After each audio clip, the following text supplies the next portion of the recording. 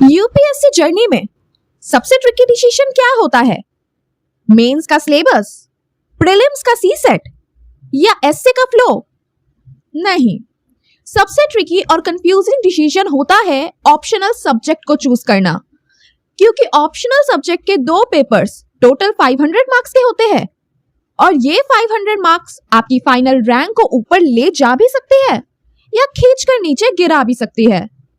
इसलिए optional subject के decision को लोग इतना ओवरथिंक करते हैं, और वैसे सही भी है, लेकिन ओवरथिंक नहीं, हमें स्ट्रैटेजी के साथ सोचना चाहिए। आज के वीडियो में मैं आपको एक पूरा क्लियर ब्रेकडाउन दूंगी, बिना कंफ्यूजन के। ये वीडियो किसी टॉपर को कॉपी करने के लिए नहीं, बल्कि आपके लिए एक रियल डिसीजन गाइड बनने वाली है। चलिए शुरू करते हैं। सबसे पहले बात करते हैं ऑप्शनल सब्जेक्ट होता क्या है। यूपीएससी मेंस में टोटल 9 पेपर्स होते हैं।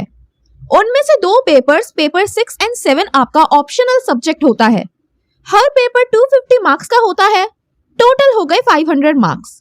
ये मार्क्स का रोल बहुत बड़ा होता है, चाहे आप यूपीएससी के फर्स्ट लिस्ट में आए या वेट लिस्ट में। आप अगर जीएस पेपर में एवरेज स्कोर ले आए, लेकिन ऑप्शनल में 270 या 300 तक स्कोर कर भी लिया, तो आपकी रैंक आसमान छू सकती है। इसीलिए ऑप्शनल एक गेम चेंजर है। लेकिन सवाल है, कौन सा सब्जेक्ट चूज करें? Political science, sociology, history, anthropology, geography, public administration या फिलोसॉफी? लिस्ट लंबी है और हर सब्जेक्ट का अपना एक इकोसिस्टम है। बुक्स, कोचिंग, टॉपर्स, मिथ्स और कंफ्यूजन।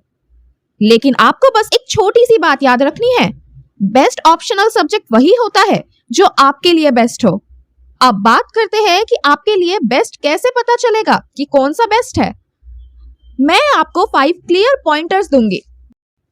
सबसे पहला पॉइंटर, इंटरेस्ट और क्यूरियोसिटी। अगर आप किसी सब्जेक्ट को पढ़ते वक्त बोर फील कर रहे हैं या बस एग्जाम के लिए रट्टा मार रहे हैं, तो वो ऑप्शनल आप 1 साल तक नहीं चला पाएंगे। ऑप्शनल सब्जेक्ट को आपको लगभग 300 दिन तक रोज उठाना पड़ेगा। अगर उसमें इंटरेस्ट नहीं है तो कंसिस्टेंसी टूट जाएगी, और यूपीएससी में कंसिस्टेंसी टूटी तो कॉन्फिडेंस भी चला गया। दूसरा पॉइंट, अंडरस्टैंडिंग एंड बैकग्राउंड। अगर आपने ग्रेजुएशन में किसी सब्जेक्ट को पढ़ा है और वो सब्जेक्ट यूपीएससी के ऑप्शनल लिस्ट में है, तो आपको उस सब्जेक्ट में नेचुरल कंफर्ट मिलेगा। आपको बेसिक कॉन्सेप्ट समझने में आसानी होगी। लेकिन अगर बैकग्राउंड नहीं भी है तो कोई दिक्कत नहीं, बस ये देखिए कि आप उस सब्जेक्ट को समझ पा रहे हैं या नहीं। एक चैप्टर उठाइए, पढ़कर देखिए, अगर समझ आ रहा है तो दैट्स गुड साइन। तीसरा फैक्टर रिसोर्सेज है। क्या आपके पास उस सब्जेक्ट की बुक्स अवेलेबल है? क्या उसके टेस्ट सीरीज मिलते हैं? क्या प्रीवियस ईयर टॉपर्स के नोट्स या लेक्चर्स यूट्यूब पे मिल जाते हैं? अगर सब्जेक्ट पॉपुलर है तो ज्यादा रिसोर्सेज मिलेंगे, लेकिन अगर रेयर है तो आपको स्ट्रगल करना पड़ेगा। और यूपीएससी प्रिपरेशन ऑलरेडी स्ट्रेसफुल होती है, उसमें अगर रिसोर्सेज में ढूंढने पड़ गए तो आपका प्रेशर और बढ़ जाएगा। चौथा factor, overlap with GS and SA. कुछ ऑप्शनल सब्जेक्ट्स जैसे political science, sociology, geography, general studies के पेपर में भी काम आते हैं। उनके थ्योरीज, थिंकर्स, डेटा, एसे या एथिक्स में भी हेल्प करते हैं। तो अगर आपका ऑप्शनल जीएस के सिलेबस को भी सपोर्ट करता है तो आपकी टोटल प्रिपरेशन एफिशिएंट हो जाती है। पांचवा और लास्ट फैक्टर, राइटिंग स्टाइल।